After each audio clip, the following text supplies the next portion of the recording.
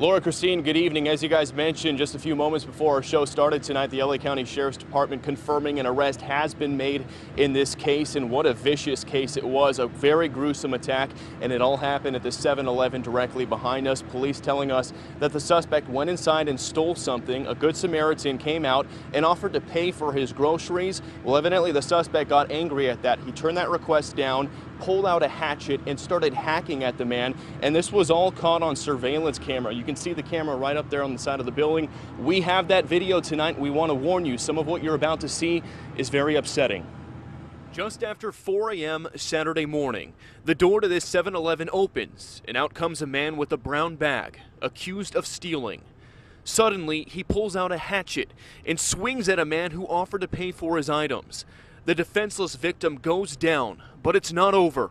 The suspect hacks at his head over and over before he leaves him for dead, his blood all over the ground. It's very shocking. It was shocking to everybody here at our station when we did receive the video. Sergeant Jeff Bishop with the LA County Sheriff's Department tells me this kind of attack is extremely disturbing. What makes this very unique is we have a citizen trying to help a transient or a homeless person, help another fellow citizen out, and to be assaulted like this, it could be anybody's family member. He says the man with the hatchet is a well-known transient in West Hollywood, and they've released photos of him to the public. His name's Kaisu Brown.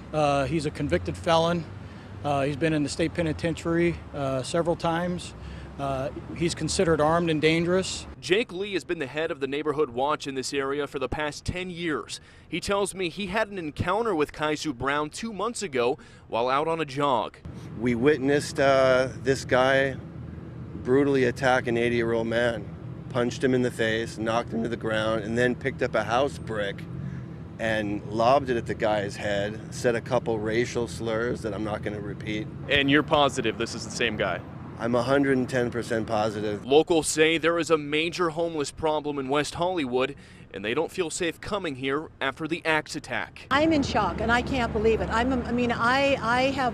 have firearms, and I'm afraid that if the next time I come here, I'm going to have to keep one. Yeah, that's shocking, but I work in this area, and I walk by the 7-Eleven all the time, and yeah, it's scary. There's a lot of transients hanging out. And as for the Good Samaritan, he's now hospitalized with serious injuries. Severe slashes to his hands. One of his hands has been incapacitated to the point where he can't use it. He's got multiple hatchet marks in his skull, but fortunately he's going to survive.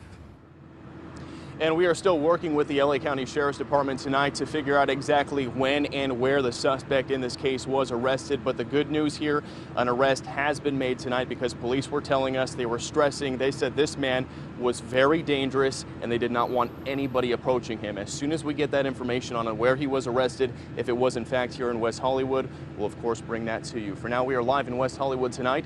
Bill Malugin, Fox 11 News.